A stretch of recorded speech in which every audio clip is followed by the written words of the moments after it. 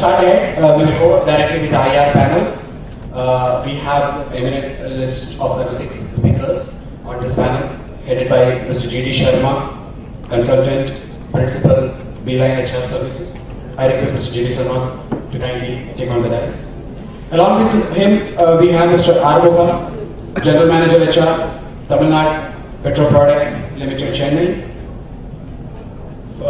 To accompany him, we have our own Mr. Raja Manikya, Director, Voltec Infrastructure Limited. We also have Mr. Anand. He is a consultant from HSB Consulting. The dais will be shared by Mr. Kalyana Sundaram, Consultant, BI HR Advisory. I would like to hand over the session to G.D. Sharma sir to take on from here onwards. Ladies and gentlemen, we commence today's conference with a very topical subject, which is IR. You could even be imagining that in a logical kind of a sequence, why is recruitment not coming first and then training and then IR, but it is in the reverse sequence according to some perception. But rightly so, because IR is where it all starts. All our relationships, all our employer-employee relationships, all our contracts, all our appointments, all our formal kind of bonding that was spoken about in the morning itself, everything, all this starts from industrial relations. And it's a rather ignored subject, according to me, according to some of us. Ignored for various reasons. Perhaps because today the work culture, the work environment has changed drastically. The type of industry that we are exposed to has also considerably changed. So there are several reasons, we are not going to get into that. But what is very interesting was the discussion about innovation in organizations by Dr. Sethuraman. So I would like to connect that, just as Dr. Sethuraman connected a quote from Mr. Umapati and linked it to his session on creativity and innovation. Let me connect Dr. Sethuraman's session on innovation with IR. Instead of talking about what is IR and why not IR and why is IR not in the focus today, why is it an ignored dimension of HR and things like that, let me straight away come to brass tacks and discuss with you a case study which will probably set the trend for my esteemed colleagues to thereafter dwell upon their own perspectives of how they have seen IR in their organizations and in their career and so on. The current liberalization, privatization, globalization, which Mr. T.N. Seshan called as LPG, it's all gas, he said, but it's much more than gas. It has delivered us a lot more things. LPG from 1991 has delivered a lot of good things to the economy in terms of opening up the economy and so on. So therefore what has happened is there is also a renewed look at industrial relations. We have seen industrial relations in the IT sector in West Bengal. We have seen industrial relations taking a bad and an ugly face in Coimbatore in Pricol Industries.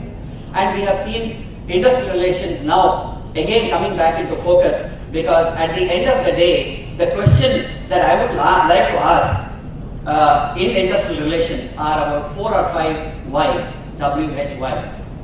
Let me start by setting that as the context for my case study, which is a real life case study which is currently in practice in the north of India.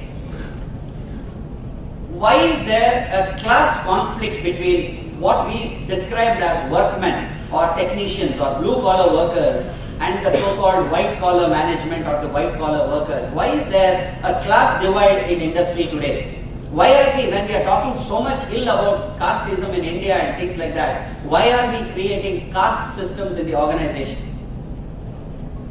Why don't the workmen own the organization objectives? Why is there a kind of a disjointed ownership of the objectives and the mission of the organization? We have spoken about Vinayaka mission and we have talked about Madurai mission hospital. But there is no mission in the organization's IR. There is no, the mission is not understood by the workmen, the mission is not understood by the unions. Why is it so? Why does a workman go to the union and not to his supervisor or to the HR to resolve his problems? I'll pause there because it's a very profound question. Why does a workman run to the union and not to the supervisor or to his HR department to resolve his problem? In your personal capacity, we are concerned about cost at home. I am concerned about why LPG is going to reach 400 rupees per cylinder. I am concerned about the cost of petrol, which is rising every 1 week. I am concerned about the cost of onions and brinjals and ladies' fingers. I mean the vegetable. Ladies' fingers are anyway very costly because you have to have one ring in almost each one of them, and so that's also very pretty expensive. But I am now talking about day-to-day cost of living index. We are concerned about quality. A lot was said about quality. We are concerned about the quality of the car that we want to own. We are concerned about the quality of the bike that we run. We want to be concerned about the quality of the water that we drink, and we are very concerned about the quality of the food products that we give to our children. We are concerned about domestic harmony. The moment my wife is upset with me today morning just because I am not going to be available at home the whole day and going to be available only in the meridian, I have already upset her in the morning. Now I go back home and try and pacify her. So we are concerned about pacifying our domestic people, domestic members, and we are interested in bringing peace in the home place. Why does it not happen in the workplace? Why are we not concerned about the cost of raw materials and the inputs and the cost of services that go into building our product cost and the price thereby? Why are we not concerned about the margins that the company is deriving and which is now reducing over a period of time? The margins are shrinking. Why is it that the workmen and the employees are all not concerned about where the organization is heading? Whereas we know where we are heading tomorrow from in our domestic workplace. We know that tomorrow is a Sunday. We have booked a ticket at 12 o'clock in Express Avenue. So we know where we are going. But why is it that we don't know where we are going in the organizations? We are concerned about harmony at home. Why are we not concerned about harmony in the workplace? We are concerned about work-life balance for individuals. Why not concerned about work-life balance in the organization? We are concerned about our future and we are concerned about our investments. We are concerned about our finances. We are concerned about our returns as an individual, as a family member, as a domestic person. Why are we not concerned about the return on the investment the organization deserves for its investment on capital and the investment on its return on its investments? Why are we not concerned about the market share of the organization? That is because, of course, there is one more why that I want to ask. Why is it that productivity, the thing that we produce at the end of the day, output divided by input?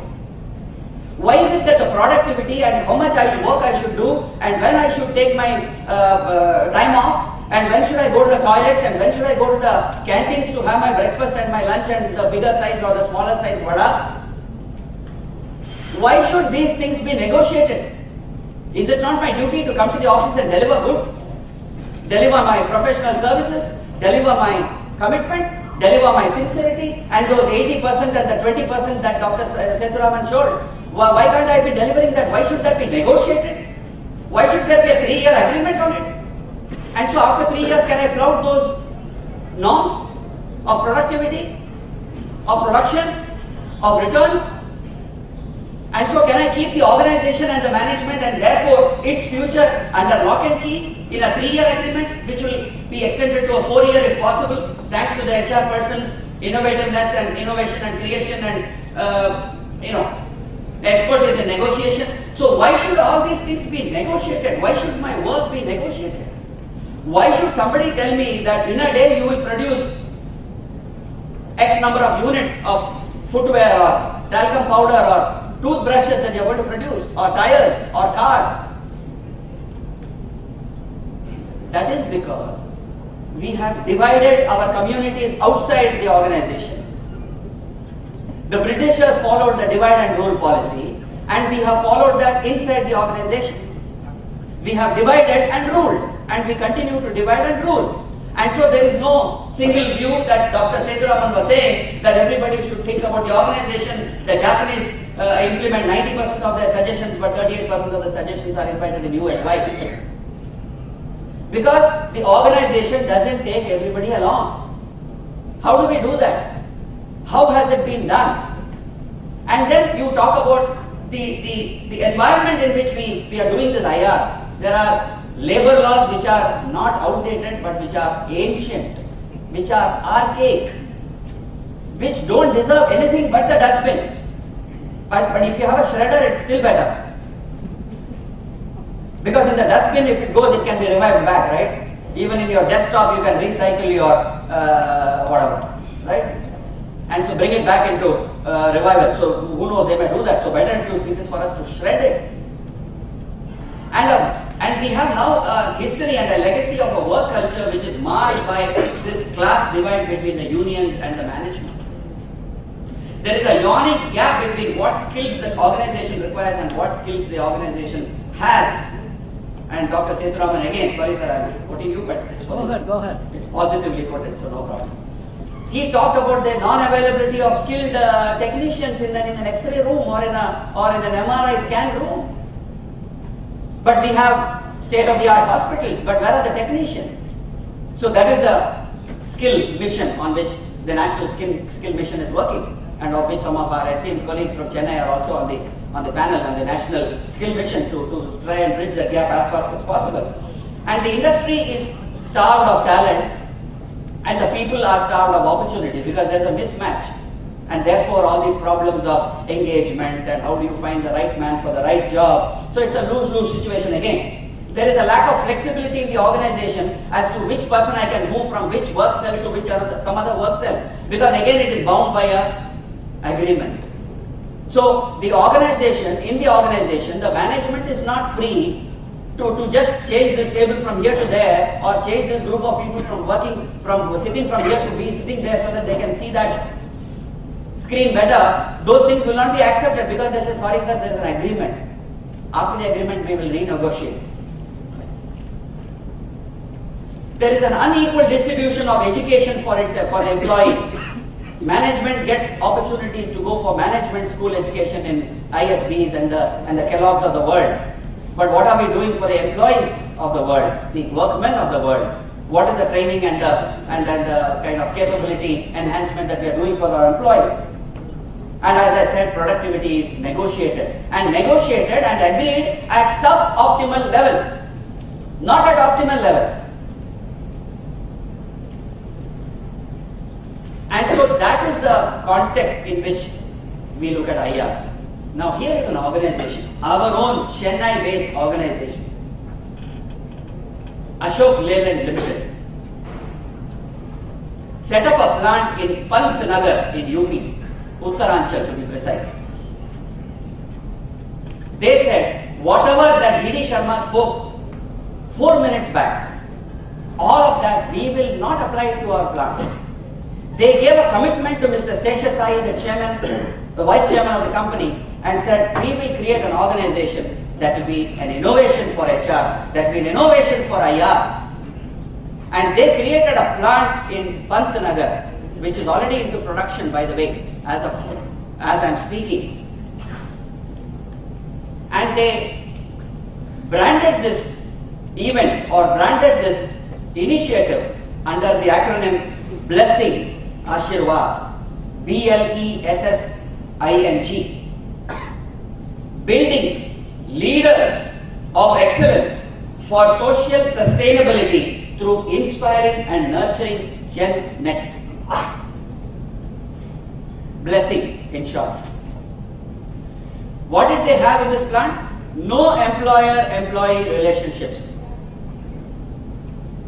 Collaboration with an educational and a technical training institution to develop the skill and the capacity building and the capability building of its employees. A customized curriculum which integrates classroom training with on-the-job shop floor practice. And the objective of this program? To convert workmen into executives. And so they called these trainees that they recruited as practicing engineers.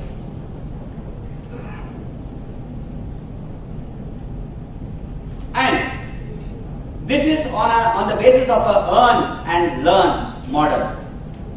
After 2 years, these trainees get a certificate and they are free to leave because Ashok Leyland wants to create role models.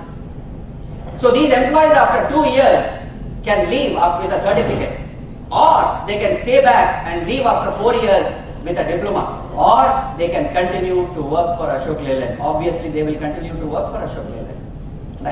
Like the gastroenterologist who was ring fenced, who was headhunted and then ring fenced, will never leave Meenakshi Mission Hospital, I hope. That's what. And so these practicing engineers will not leave. I will just give you some parameters because at the end of the day, proof of the pudding is in the eating. Ashok Leyland in the rest of India, Ennore, Alwar in Rajasthan, Hosur and Maharashtra. Rajasthan, Hosur, Ennore, Tamil Nadu, Maharashtra. 4 plants plus 1 in Pantnagar now. The combined production of the 4 plants other than what I will now call as rest of India and Pantnagar. Rest of India total production 80,000 trucks or chassis or whatever you want to call it. The total production of Pantnagar, hold your breath, 80,000 vehicles. 1 plant. That's nothing. Second parameter. Number of employees in Ashok Leyland put together. I might be taking a guess here because I want to check with one of my colleagues in Ashok Leyland, but I didn't get the time. It will be in excess of 10,000 anyway. 4 plants put together, rest of India. Pantnagar factory, 2,000 employees, 1/5. And now comes the real measure of whatever has been done. The productivity which is now negotiated in other plants and in other institutions. The productivity average rest of India, Ashok Leyland, 10 employees per chassis. That means it takes 10 employees to produce 1 chassis. Pantnagar, 2.4 employees per chassis. Doesn't that deserve a clap? And that is Ashok Leyland from Chennai. We are very proud to be from the place where Ashok Leyland is operating. Now here is the rest of the story. What do you think is the qualification of these workmen or whatever you want to call it, practicing engineers? Any guesses? Less qualification. Less qualification. Yeah, less qualification. What would be the minimum qualification? SLC, good guess. +2, you're absolutely on the top. +2, girls and boys. +2, girls and boys producing world-class products, quality. Not me. World-class products of world-class quality produced by 10 + 2 students, not hardcore Govindarajans and all those people negotiating with you. And here is one more interesting facet. 5 days of shop floor experience. 6th day they go back to the classroom. All the employees go back to the classroom because they're all 10 + 2 bachas. 1 day of classroom lecture. So you will be wondering, sir, then what happens to the factory on the 6th day when all these boys and girls go for their classroom training? The executives of the company run the plant for 1 full day, every Saturday or every 1 day in that week. The executives of the plant run the plant. There are common, everything is common, egalitarian society. Canteens are common, there are no class divides and class barriers saying executive canteen, workman canteen, no. No divides. Nothing divides. Everything multiplies. And so there is a common training program for everybody, opportunities for these 10 + 2 girls and boys to become diploma holders. And finally, they also get at the end of 4 years an opportunity to be absorbed into the management cadre of Ashok Leyland. And so, ladies and gentlemen, this is innovation. To cap it all, or as an icing on the cake, since we spoke about pudding, the UP or the Uttaranchal government has taken this project Blessing as a brand, and they have now rolled out a similar program to other industries saying Ashirwad program of the government of Uttaranchal. And many companies are wanting to fall in line. There are no unions. And there is one more last surprise for all of us as IR practitioners. Uttaranchal government has exempted the Pantnagar unit of Ashok Leyland from all labor laws. With this, ladies and gentlemen, there cannot be a better case study or a backdrop or a context setting for my colleagues here. So let me quickly